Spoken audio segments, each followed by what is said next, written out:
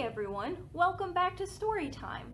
My name is Miss Alyssa, and today I have a story time planned that's all about bears. There are lots and lots of great books about bears. I had to pick 3 for us to read today, and here's a sneak peek at some of the books we're going to be reading. Before we can start these, we need to do our opening song together. So why don't you open up your fingers like this, and I'll start our song. Open, shut them, give a little clap, clap, clap. Open, shut them, put them in your lap, lap, lap. Creep them, crawl them, creep them, crawl them, right up to your chin, chin, chin. Now open wide your little mouth, but do not put them in. All right, great job with that song. Now let's start our first book. The Very Cranky Bear by Nick Bland.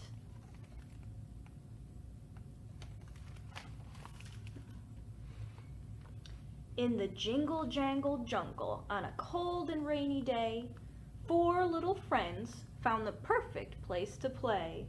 Moose had marvelous antlers, and Lion a golden mane.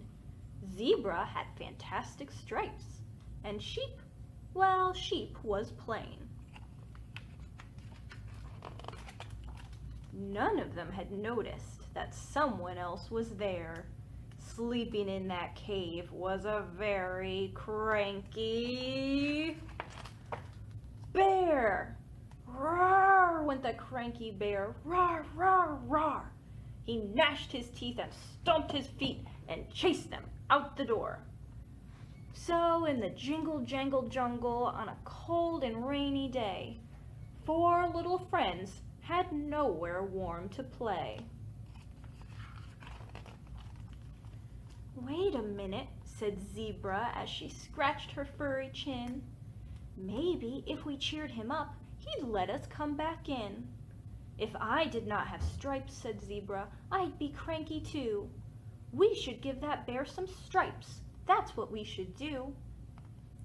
Stripes are silly, Moose complained, especially on a bear. My antlers always cheer me up. Let's give that bear a pair.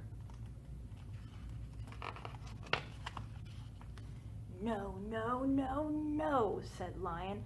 Antlers are a bore. A golden mane like mine, he said, would cheer him up for sure.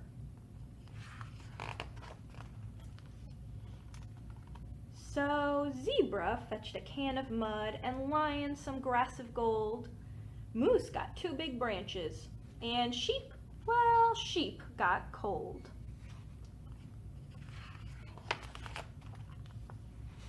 Sheep was getting worried. They've been eaten up for sure. Then, from inside the cave, there came a very cranky roar. Zebra, Lion, and Moose ran out, and Bear was right behind them. They hid behind the bushes where they hoped he wouldn't find them. Why is he still cranky? He's got antlers, stripes, and a mane. Before we gave him those, said Lion, he looked so very plain. Uh-oh, does he look happy with his new makeover? I don't think so.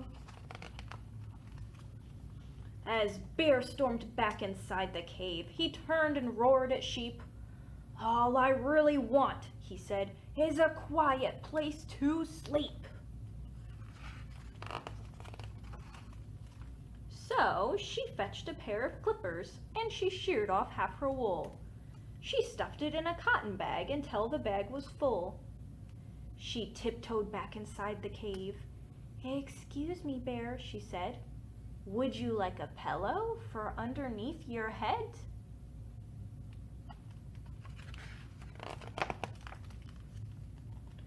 Well, thank you very much, said Bear, and soon he fell asleep. Maybe he was dreaming of a plain but thoughtful sheep. The end. Now we're going to do a quick song called Touch Your Nose that you may have done with me once before. All right, why don't you follow along while I sing our song? Touch your nose, touch your chin. That's the way the song begins. Touch your eyes, touch your knees. Now pretend you're going to sneeze. Ah, ah, achoo! Touch your hair, touch your ears, touch your lips right here. Touch your elbow where it bends, and that's the way the song ends. All right, great job. Let's do it one more time. Touch your nose, touch your chin. That's the way the song begins. Touch your eyes, touch your knees. Now pretend you're going to sneeze. Ah, ah, achoo! Touch your hair, touch your ears, touch your lips right here. Touch your elbow where it bends, and that's the way the song ends. All right, great job, everyone. Now let's move on to our next bear book. Albert's Tree by Jenny Desmond.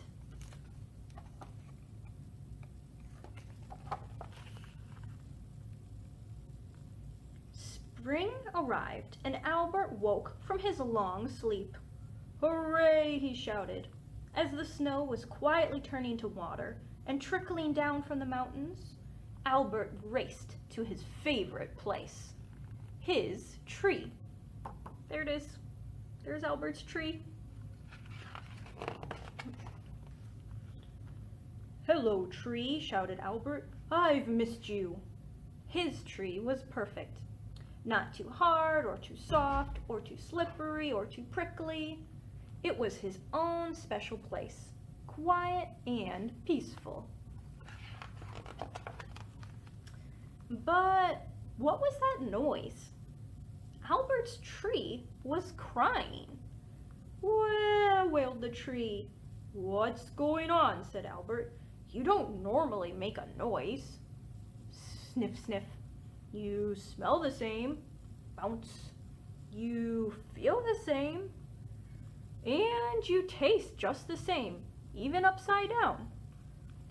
"What are you doing, Albert?" said Rabbit. "Rabbit," Albert said, "my tree is crying. How can I cheer it up?" "Well, well, well," wailed the tree. "When I am sad, I dig lots of holes to play in," said Rabbit. "Maybe that will stop your tree from crying." So Albert and Rabbit dug lots of holes. "I didn't know trees cried," said Rabbit. "We dug you some holes to play in, tree," said Albert. But the tree just kept crying. "Wah, wah, wah," it wailed. Along came Caribou. "What are you doing, Albert?" he said. "What's that noise?" "My tree is crying. I'm trying to cheer it up," said Albert. "Well, when I'm sad, I eat grass," said Caribou. So Albert and Caribou gathered lots of grass. "We've brought you some grass, tree," said Albert. "Please cheer up." But the tree just kept wailing. "Wah, wah, wah." "Why is your tree crying, Albert?" said Squirrel. "I don't know," said Albert with a sigh. The tree cried harder than ever. "Please don't cry," shouted Albert. "Wah, wah, wah," wailed the tree. "Too loud," said a squirrel. "My ears hurt," said Caribou. "I'm off," said Rabbit. "This noise is too much," said the others. "Wah, wah, wah." "Please stop it, tree," roared Albert. "Stop crying." But at that, the tree just cried even louder. Then Albert had one last idea. He took a deep breath and climbed quietly up to his favorite branch. He wrapped his thick furry paws around the trunk and gave the tree a huge, kind bear hug. He whispered in his tiniest voice, "Why are you crying, tree?" To Albert's surprise, his tree whispered back, "Because I am scared of the big hairy monster." "What big hairy monster?" whispered Albert. "Outside, over there," said his tree. "Don't worry, I'll get rid of it," said Albert gravely. Albert nervously looked high and low, outside and over there. There was no monster. "There's only me here," said Albert. "Oh, phew," said the tree. "I can come out then."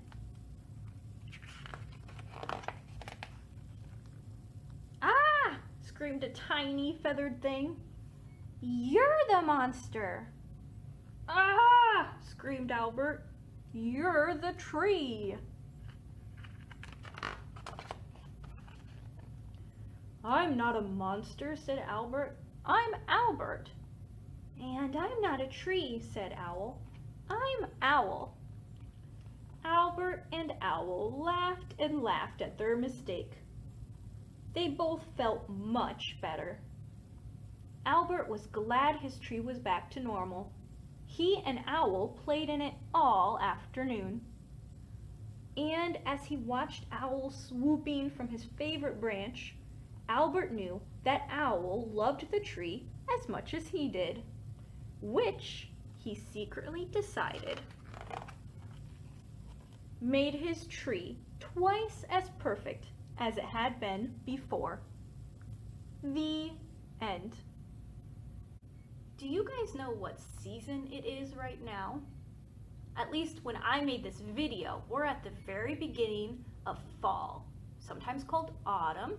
And what happens to the leaves on the trees in autumn?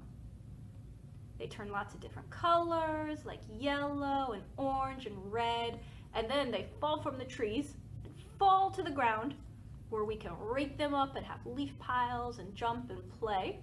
So the next song that we're going to do is all about the autumn leaves. So I'm going to sing our song and you can follow along with your hands.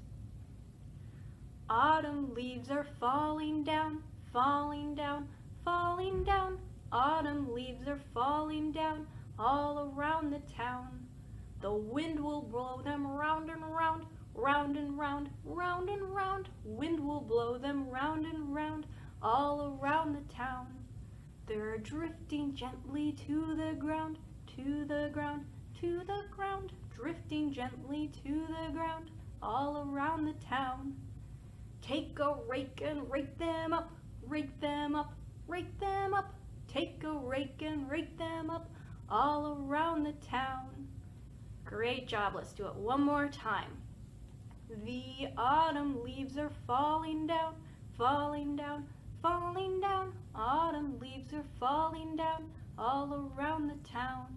The wind will blow them round and round, round and round, round and round. Wind will blow them round and round all around the town. They're drifting gently to the ground, to the ground, to the ground. Drifting gently to the ground all around the town. Take a rake and rake them up, rake them up, rake them up. Take a rake and rake them up all around the town. All right, great job with that song, everyone. Now it's time for our next book. The Best Kind of Bear by Greg Gormley.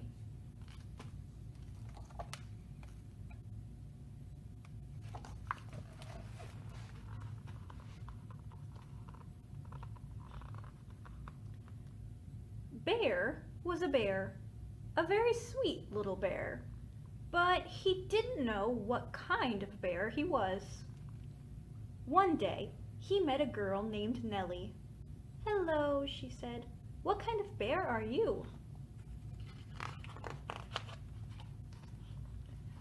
"That's what I'm trying to find out," said Bear. "Maybe there's a bear out there who can help me." Will you come back and tell me? Asked Nellie. Yes, said Bear, and off he went.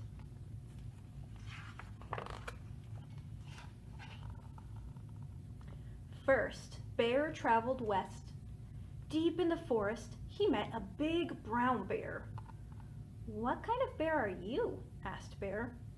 I'm a grizzly bear, said the big brown bear. I love nice long naps. Me too, said Bear. I love napping.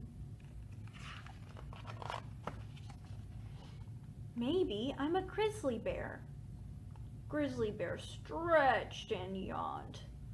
Wake me up in 6 months, he said. That's too much sleep, said Bear. I can't possibly be a grizzly bear. Maybe not, said Grizzly Bear. Besides, grizzly bears don't have those funny little stitches on their tummies.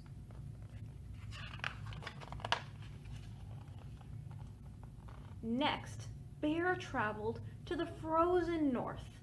There he found an even bigger bear, and it was completely white. What kind of bear are you? Asked Bear.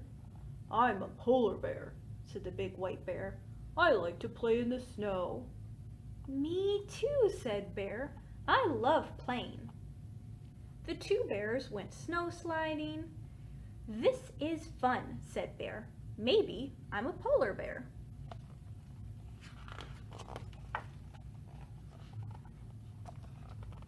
But Bear was starting to feel chilly. Shall we go inside and get nice and warm? He asked. I never go inside, said Polar Bear. Brr, said Bear. I don't like to be cold. I can't possibly be a polar bear. Maybe not, said Polar Bear.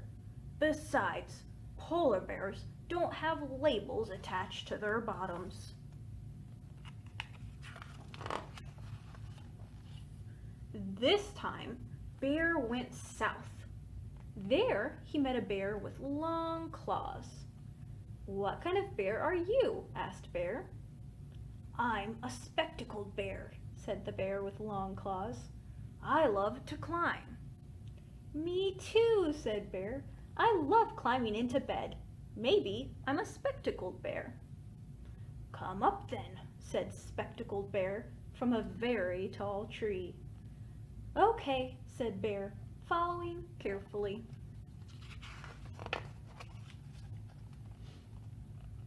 This view is so pretty, said Bear. But then he looked down. I feel a little dizzy, said Bear. Then, he fell off of a branch. Biff, bonk, bump. Ow, said Bear. I do not like climbing. I can't possibly be a spectacled bear. Maybe not, said Spectacled Bear. Besides, spectacled bears are not as soft and bouncy as you.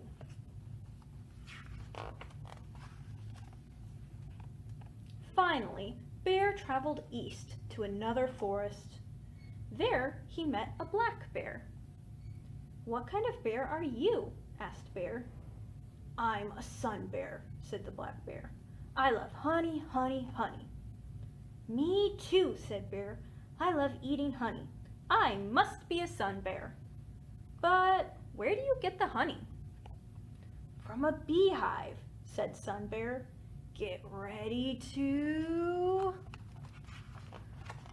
run! The two bears ran over logs and under bushes until splash! They jumped into a river. Dear me, spluttered Bear. I don't like bees and I don't like getting wet, so I'm definitely not a sun bear. Maybe not, said Sun Bear. Besides, sun bears never wear bow ties. Bear was tired. He decided it was time to go home. Nellie was there waiting for him. What did you find out? She asked. Well, said Bear, I love naps, but not ones that are too long. And I love playing, but only when it's warm. I love climbing into bed, but I do not like climbing trees. And although I love honey, I do not like getting wet, and I definitely do not like bees. But I still don't know what kind of bear I am. I suppose that I'm just an ordinary and uninteresting bear.